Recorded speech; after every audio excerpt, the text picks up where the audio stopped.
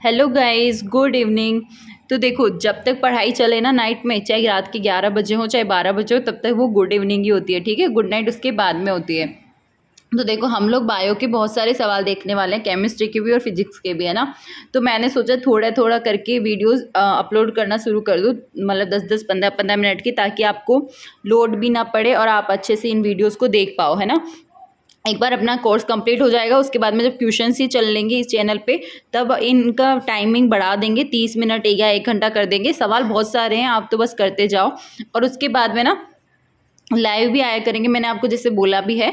But हाँ, आपका support दिखेगा। तो देखो, आपसे सपोर्ट की डिमांड हो रही है। आप अगर इन सब चीज़ों को या ऐसे ही कंटिन्यू करना चाहते हो कि भाई आपको ये सब चीज़ें मिलती रहें, आप पढ़ते रहो अच्छे से, तो आपको क्या करना है, चैनल को सब्सक्राइब पक्का करना है। ठीक है, आज भी मैंने देखा कुछ वीडियोज़ है जिनको लोग देखते हैं पर वो सब्सक्राइब करके नहीं जाते। अगर प्लीज़ आप लोग देख रहे हो और आपके लिए ये हेल्पफुल है, तो प्लीज़ सब्सक्राइब करने में आपके पैसे नहीं लग रहे, आप एक सब्सक्राइब कर सकते हो। ठीक है, क्वेश्चन नंबर 1 है। तो आज हम पाचन एवं अवशोषण वाले टॉपिक के बायो के सवाल देख। अवशोषण के बायो वाले मतलब ये पाचन एवं अवशोषण का जो टॉपिक है बायो का, उसके सवाल देखने वाले हैं। तो देखो, एक बात सुनो मेरी, जो जो टॉपिक करवा देंगे ना, उसके साथ साथ सवाल चलते जाएंगे। ठीक है, तो क्वेश्चन नंबर 1 है, स्वस्थ मनुष्य के अतिरिक्त किसी अन्य व्यक्ति में तनाव तथा मसालेदार भोजन के सेवन के कारण उत्पन्न हो सकता है। तो इसमें आपसे पूछा है कि कोई स्वस्थ मनुष्य है, इसके अलावा किसी अन्य व्यक्ति में तनाव तथा मसालेदार भोजन के सेवन के कारण उत्पन्न हो सकता है। अगर आप लोग मतलब तनाव फील करो या मसालेदार भोजन खाओ, तो इनमें से कौन सी बीमारी हो सकती है। तो है ना, इसमें से पहला ऑप्शन करेक्ट हो जाएगा, एपच बीमारी हो सकती है। ठीक है, सेकंड क्वेश्चन है, पाचन के समय मुख्यतः कौन से बंधों का विघटन होता है। तो जब पाचन होता है ना शरीर के अंदर, तो कौन से वाले बंधों का विघटन होता है। तो ध्यान रखना, सहसंयोजी बंध का विघटन होता है। आप इसको एज ए टेस्ट भी परफॉर्म कर सकते हो। जब मैं क्वेश्चन बोलूँ तो इतना टाइम तो आपको मिलता है कि आप खुद मतलब अपने मन में सोच लो कि ये करेक्ट होगा। बाकी अगर किसी ने ये सवाल पहले भी कर रखे हैं तो कोई बात नहीं, रिवीजन तो हो रहा है ना। बायो में समझने जैसा कुछ भी नहीं होता, बहुत सारी चीज़ें होती है जो सिर्फ याद रहनी चाहिए। इसीलिए बायो के सवाल मतलब बायो के क्वेश्चंस स्टार्ट कर दिए हैं। तो लार एमाइलेज अनुपस्थित होता है। लार एमाइलेज अनुपस्थित होता है किसमें। तो देखो, लार एमाइलेज जो होता है वो मनुष्य की लार में भी पाया जाता है, सुअर की लार में भी पाया जाता है, शेर की लार में भी पाया जाता है।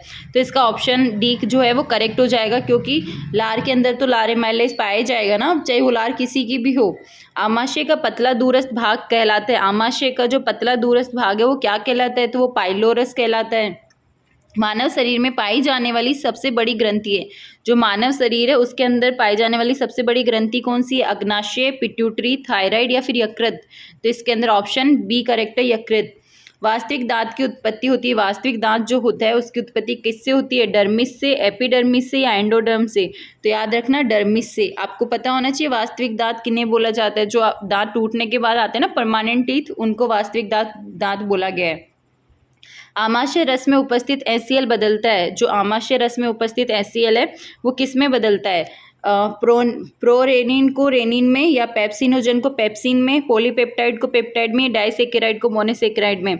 तो पेप्सिनोजन को पेप्सिन में बदल देता है। ठीक है, क्वेश्चन नंबर 8 है, मानव शरीर में कुछ खास सहजीवी सूक्ष्मजीव सामान्यतया कहाँ पाए जाते हैं। तो मानव शरीर में कुछ खास सहजीवी सूक्ष्मजीव होते हैं। तो आपसे जगह पूछी गई है कि आपके शरीर में वो कहाँ पाए जाते हैं। तो अंधनाल, सीकम में, मुख गुहा के स्तर तथा जीभ की सतह पर, कृमि रूपी परिशेषका तथा मलाशय में, या ग्रहणी में। तो ये मैंने आपको पढ़ाते टाइम भी बताया था, सीकम के अंदर पाए जाते हैं। ओके, अगर किसी ने ये टॉपिक नहीं पढ़ा है तो बहुत अच्छे से ये टॉपिक करवाए हुए हैं, मानव का उत्सर्जन तंत्र, श्वसन तंत्र और पाचन तंत्र। तो आप इनको जरूर देखिएगा। अगर आपको क्लासेस नहीं मिलती है तो आप प्लेलिस्ट चेक कर लीजिएगा, वहाँ पे बायोलॉजी फॉर लैब असिस्टेंट के नाम से प्लेलिस्ट बनी हुई है। मनुष्य में अनुपस्थित लार ग्रंथियाँ होती है। तो मनुष्य में कौन सी ऐसी लार ग्रंथि है जो इनमें से मतलब नहीं पाई जाती, वो अनुपस्थित होती है। तो पेरोटिड ग्रंथि ये तो मनुष्य में पाई जाती है। सब मेंडिबुलर ग्रंथि ये भी मनुष्य में पाई जाती है। इसके अलावा सबलिंगुअल ग्रंथि ये भी मनुष्य में पाई जाती है, तो ऑप्शन भी करेक्ट हो जाएगा क्योंकि अनुपस्थित पूछा है आपसे। तो इंफ्रा ऑर्बिटल ग्रंथि जो है वो मसूड़े में मतलब वो मनुष्य में नहीं पाई जाती है, ठीक है। इंफ्रा ऑर्बिटल ग्रंथि जो है लार ग्रंथि वो मनुष्य में अनुपस्थित रहती है। मसूड़े के बाहर निकला दांत का अग्रभाग कहलाता है। जो मसूड़ा है आपका मसूड़े के बाहर निकला दांत दांत का जो अग्रभाग है वो क्या कहलाता है, तो ये कहलाता है मतलब जड़ या डेंटाइन या फिर ग्रीवा या क्राउन, तो ये क्राउन कहलाता है। डेंटाइन तो बहुत मजबूत मतलब चीज़ होती है, ठीक है। हाइड्रोक्लोरिक अम्ल का स्रावण करने वाली कोशिकाएं होती है, तो हाइड्रोक्लोरिक अम्ल HCl का स्रावण करने वाली कोशिकाएं निम्नलिखित में से कौन सी है, तो श्लेष्मा कोशिकाएं, जाइमोजन कोशिकाएं, कुफ्फर कोशिकाएं या फिर ऑक्सिनटिक कोशिकाएं। तो इसके अंदर ऑप्शन भी करेक्ट हो जाएगा, ऑक्सिनटिक कोशिकाओं के द्वारा HCl का स्रावण होता है, ओके। अग्नाशय रस का स्रावण होता है, तो अग्नाशय रस का जो स्रावण है वो कुफर कोशिकाओं द्वारा, हिपेटोसाइट्रस द्वारा या एसिनाई कोशिकाओं द्वारा या श्लेष्मिका सतह द्वारा। तो अग्नाशय रस का जो स्रावण है वो श्लेष्मिका सतह द्वारा होता है। क्वेश्चन नंबर 13 देखते हैं। आंतरीय रस को नियंत्रित करने वाला हार्मोन है ड्यूक्राइनिन, एंटेरोक्राइनिन, एंटेरोगेस्ट्रोन या ए व बी दोनों। तो आंतरीय रस को जो नियंत्रित करता है ना वो हार्मोन है ड्यूक्राइनिन और एंटेरोक्राइनिन। ये दोनों हार्मोन ऐसे हैं जो आंतरीय रस को नियंत्रित करते हैं, तो इसके अंदर ए व बी दोनों करेक्ट हो जाएंगे। लैंगरहैंस की दीप कोशिकाओं में उपस्थित अल्फा कोशिकाओं से स्रावित हार्मोन है। अल्फा कोशिकाओं से स्रावित हार्मोन पूछा है आपसे, तो इंसुलिन हार्मोन, सेरोटोनिन हार्मोन या फिर गैस्ट्रिन हार्मोन या फिर ग्लूकेगोन हार्मोन। तो जो लैंगरहैंस की दीप कोशिकाओं में उपस्थित अल्फा कोशिका है ना उससे ग्लूकेगोन हार्मोन का स्रावण होता है। मैंने आपको पहले भी बोला था अल्फा से कौन सी बीटा से कौन सी ये हार्मोन याद रखने हैं, अच्छे से समझाई हुई है हर चीज़। मनुष्य में आमाशय रस में होता है, तो जो मनुष्य में आमाशय रस होता है उसके अंदर क्या क्या पाए जाते हैं, ट्रिप्सिन, रेनिन, पेप्सिन या फिर पेप्सिन लाइपेज पेप्सिन या फिर पेप्सिन रेनिन लाइपेज या फिर लाइपेज पेप्सिन HCl। तो आपको पता है आमाशय के अंदर HCl तो होता ही होता है, तो हम ऑप्शन सी के साथ जाना पसंद करेंगे, ऑप्शन सी करेक्ट है। कौन सा एंजाइम दूध की प्रोटीन को कैल्शियम पेराकेसिनेट में परिवर्तित करता है। अब आपको पता है दूध के अंदर कौन सी प्रोटीन होती है, कैसीन प्रोटीन होती है, तो कैसीन प्रोटीन को कैल्शियम पेराकेसिनेट में परिवर्तित करता है। कौन सा एंजाइम ये काम करेगा, तो याद हो तो मैंने आपको लेक्चर लेते टाइम एक टेबल बताई थी, उसके अंदर इनका काम बता रखा है। तो रेनिन एंजाइम ये काम करता है, ठीक है। माल्टेज ये काम नहीं करता, लैक्टेज भी नहीं करता, ट्रिप्सिन भी नहीं करता। और माल्टेज, लैक्टेज, ट्रिप्सिन के क्या काम है ये सब मैंने उस लेक्चर में बता रखे हैं, आप देखना, जिसके अंदर मैंने पाचन तंत्र पढ़ाया है, ओके। वयस्क मानव में दुग्ध के पाचन की क्रिया का प्रारंभिक पद निम्नलिखित में से किस एंजाइम द्वारा संपन्न होता है। तो आपसे पूछा है वयस्क मानव में दुग्ध के पाचन की क्रिया, ओके, इसका प्रारंभिक पद किस एंजाइम द्वारा संपन्न होता है, तो रेनिन द्वारा या ट्रिप्सिन द्वारा या फिर लाइपेज द्वारा या फिर पेप्सिन द्वारा। तो इसके अंदर ऑप्शन डी करेक्ट है, पेप्सिन द्वारा, ओके। प्रोटीन पाचक एंजाइम है, प्रोटीन पाचक एंजाइम कौन कौन से हैं, ट्रिप्सिन, पेप्सिन, इरेप्सिन या फिर ट्रिप्सिन एमाइलेज या फिर टाइलिन, पेप्सिन, इरेप्सिन या इनमें से कोई नहीं। तो प्रोटीन पाचक एंजाइम के अंदर ट्रिप्सिन भी आता है, पेप्सिन भी आता है और इरेप्सिन भी आता है, ओके। कार्बोहाइड्रेट पाचन के अंतिम उत्पाद है, जो कार्बोहाइड्रेट होता है उसके कार्बोहाइड्रेट पाचन के अंतिम उत्पाद कौन से हैं, तो आपको पता होना चाहिए। इसके अंतिम उत्पाद है मतलब कार्बोहाइड्रेट का जब पाचन हो जाता है तो एंड में क्या बनता है, तो आपको पता है कार्बोहाइड्रेट जो होते हैं वो डाइसेकेराइड भी होते हैं, है ना, पॉलीसेकेराइड भी होते हैं। तो एंड में आपको पता है कि जब पाचन के बाद में क्या बनता है, जटिल से सरल कंपाउंड बनता है, राइट। तो यहाँ पे सरल कौन सा है, तो सरल सबसे मोनोसेकेराइड हुआ। तो आप आइडिया भी लगा सकते हो कि कार्बोहाइड्रेट के पाचन के अंतिम उत्पाद के रूप में आपको मोनोसेकेराइड देखने को मिलेगा, ना कि डाइसेकेराइड, ना ही ग्लाइकोजन और ना ही ग्लिसरॉल। कौन सा हार्मोन पित्ताशय का संकुचन तथा अग्न्याशय रस का स्रावण नियंत्रित करता है। तो इसमें आपसे पूछा है कौन सा हार्मोन है जो पित्ताशय का संकुचन तथा अग्न्याशय रस का स्रावण नियंत्रित करता है। इसमें भी आपको ये पूछा है नियंत्रण का काम कौन सा एंजाइम करता है। तो देखो गैस्ट्रिन एंजाइम या एंटीरोगेस्ट्रॉन या पेनक्रियोजाइमिन, कोलिसिस्टोनिकाइनिन या फिर ये सभी। तो इसके अंदर ऑप्शन सी करेक्ट हो जाएगा कि जो पेनक्रियोजाइमिन और कोलिसिस्टोकाइनिन है ना, ये क्या करता है, पित्ताशय का संकुचन तथा अग्नाशय रस का स्रावण करता है। एक सेकंड देखने दो, ये वीडियो कितनी लंबी होगी।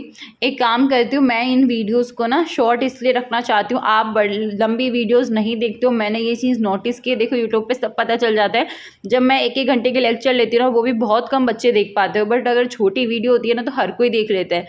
तो आप लोग जितना इंटरेस्ट दिखाओगे ना, उतना ही काम करने का मज़ा आता है। अब आपको 10 मिनट्स की ही वीडियो चाहिए तो इसमें मैं कुछ भी नहीं कर सकती, आपको कोई बात नहीं, 10-10 मिनट की वीडियोस मिल जाएंगे। ओके, आप जैसा बोलोगे वैसा कर दूंगी। अगर आप बोलोगे तो एक टॉपिक की एक ही वीडियो बना के दूंगी सवालों की, चाहे वो अब आधे घंटे की हो चाहे 1 घंटे की हो, बट मुझे पता है आप लोग नहीं रेस्पॉन्स करने वाले, और जब तक आप लोग नहीं देखोगे, आप लोग सपोर्ट नहीं करोगे, तब तक मैं अकेले कुछ नहीं कर सकती। ओके, कोई नहीं, मैं आपको कोई ज़बरदस्ती नहीं है, बाकी आप पढ़ते रहो, कोई बात नहीं। आपको तो वैसे भी पढ़ाई से मतलब है, चाहे 10 मिनट की वीडियो चाहे 15 मिनट की हो, ठीक है। तो इसके अंदर अपन ने 20 क्वेश्चन देख लिए, 20 क्वेश्चन अब नेक्स्ट वाली वीडियो में देखेंगे। ओके, कोई सोच रहा होगा मैम इस टॉपिक को तो पूरा इसी वीडियो में करवा दो, चलो ठीक है। वैसे तो मेरा मूड नहीं था, बट कोई ना, ऐसे अच्छा नहीं लगेगा टुकड़े टुकड़ों में, कम से कम एक टॉपिक के तो सवाल कंप्लीट करवा ही देती हूँ। तो एमाइलेज कहाँ मिलता है, तो एमाइलेज पित्त में, लार में, लार व अग्नाशय रस में या आमाशयिक रस में। तो जो एमाइलेज एंजाइम है वो लार तथा अग्नाशय रस में मिलता है, ठीक है।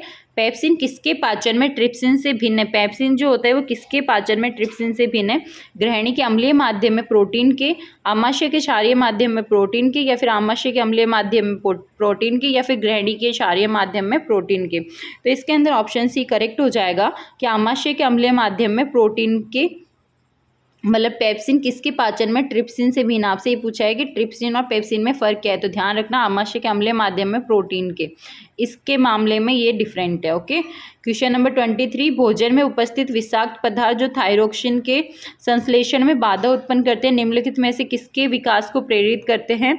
तो इसके अंदर ऑप्शन, एक सेकेंड, विषाक्त घेंगा, अवटुमेंता, थायरोटॉक्सिकोसिस या साधारण घेंगा। तो इसके अंदर ऑप्शन सी करेक्ट है, साधारण घेंगा।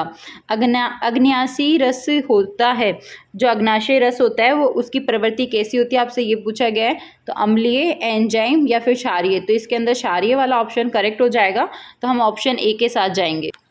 क्वेश्चन नंबर 25 है, सक्कस एंट्रिकस किस ग्रंथि का स्राव है। तो सक्कस एंट्रिकस जो है वो लिब्रकुहन की दरारें, मतलब किस ग्रंथि का नाम पूछा है, तो ग्रंथि का नाम है लिब्रकुहन की दरारें।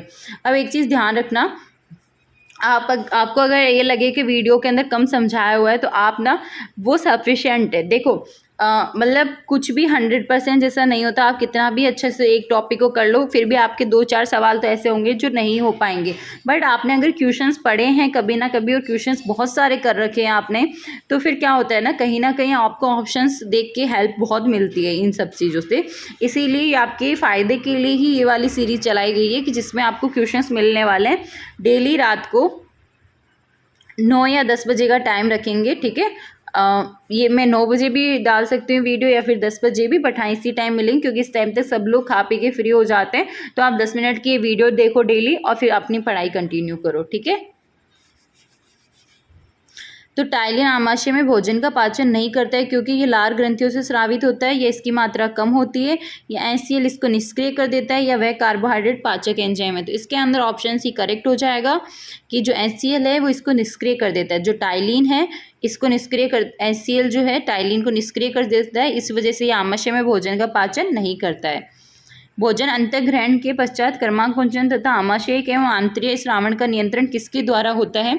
तो ये काम कौन करता है, परिधीय तंत्रिका तंत्र, या केंद्रीय तंत्रिका तंत्र, या अनुकंपी तंत्रिका तंत्र, या परानुकंपी तंत्रिका तंत्र। तो ये काम करता है परानुकंपी तंत्रिका तंत्र। इन्वर्टेज है, तो इन्वर्टेज क्या है, विटामिन है, हार्मोन है, प्रोटीन है, या एंजाइम है। तो इन्वर्टेज एक प्रकार का एंजाइम होता है। रसांकुर के बीच स्थित लीबरकुहन की दरारें स्रावित करती है। तो ये देखो, अभी जो हमने ये वाला सवाल देखा था ना, ये वाला जस्ट इसको ही घुमा के पूछा है, जो इसमें सवाल में दे रखा था ना वो इन्होंने आंसर ऑप्शन में दे दिया। तो देखो क्वेश्चन घुमा फिरा के भी पूछा जा सकता है, इसीलिए आपको बता रही हूँ मैं वापस से। मतलब वही सवाल कि देखो यहाँ से घुमा के पूछ लिया। तो लीबरक्वेन की दरारें कौन सा मतलब दरारें स्रावित करती है, तो याद रखना सक्कस एंट्रिकस, ठीक है। इसके अलावा ट्रिप्सिन एंजाइम का कार्य क्या है? प्रोटीन का ग्रहणी के अम्लीय माध्यम में पाचन, प्रोटीन के आंत्र के क्षारीय माध्यम में पाचन, या प्रोटीन का आमाशय के अम्लीय माध्यम में पाचन, या इनमें से कोई नहीं। तो ऑप्शन भी करेक्ट हो जाएगा, क्योंकि ट्रिप्सिन एंजाइम का कार्य प्रोटीन का आंत्र के क्षारीय माध्यम में पाचन करना। निम्न कथनों पर अध्ययन कर जो आमाशय के कोष्ठों के विषय में है, रूमेन, रेटिकुलम, ओमेशम, रूमिनेंट्स में पाए जाते हैं, ठीक है। तो आपको ये बताना है कि आमाशय के कोष्ठों के विषय में रूमेन, रेटिकुलम, ओमेशम, रूमिनेंट्स में पाए जाते हैं। किस में पाए जाते हैं ना ये सब? तो इसके अंदर ऑप्शन दे रखे हैं कि सभी रूमिनेंट्स में ये सभी कोष्ठ पाए जाते हैं, या कुछ रूमिनेंट्स में इनमें से एक कोष्ठ अनुपस्थित हो सकता है। ये रूमेन या रेटिकुलम में जल कोशिकाएं अनुपस्थित होती है, या फिर रूमेन तथा रेटिकुलम में जल कोशिकाएं उपस्थित होती है। तो इसके अंदर आपसे ये पूछा है ऑप्शन करेक्ट कौन सा है, सत्य पूछा है। तो इसके अंदर ऑप्शन बी करेक्ट हो जाएगा कि first, second and third correct है, फोर्थ गलत है। ओके, क्वेश्चन नंबर 32, टाइलिन का श्रावण करती है। तो जो टाइलिन है उसका श्रावण कौन करती है? तो टाइलिन का श्रावण लार ग्रंथियां करती है। 17 वर्ष की आयु से कम के एक बच्चे में सामान्यतया दंतसूत्र क्या होगा? तो दंतसूत्र के बारे में आपको मैंने बहुत डिटेल से बताया, तो इसके अंदर ऑप्शन भी करेक्ट हो जाएगा। पीलिया एक रोग है। ये मतलब किस तरह का रोग, किसकी वजह से मतलब होता है? उत्सर्जन तंत्र का, त्वचा एवं नेत्रों का, परिसंचरण तंत्र का, पाचन तंत्र का। अब तो आप समझ जाओगे कि आपको मैं पाचन तंत्र की सवाल करवा रही है, तो इसके अंदर ऑप्शन सी ही करेक्ट होगा। बट हाँ, मैंने आपको ये बताया भी है कि पाचन तंत्र के रोग कौन कौन से, तो उसमें पीलिया भी एक बताया था आपको। क्वेश्चन नंबर 35 है, वह हार्मोन जो अग्नाशयी रस के स्रावण को प्रेरित करता है। तो अग्नाशयी रस के स्रावण को प्रेरित कौन सा हार्मोन करता है? सिक्रीटिन, एंट्रोकाइनेज, गेस्ट्रिन या एंटोगेस्ट्रॉन। तो इसके अंदर ऑप्शन डी करेक्ट है, एंटोगेस्ट्रॉन। क्वेश्चन नंबर 36, दो मित्र खाने की मेज पर साथ भोजन कर रहे हैं। भोजन निगलने के दौरान एक मित्र अचानक खांसने लगता है। खांसने की ये क्रिया निम्नलिखित में से किसी अनुचित गति के कारण हो रही है?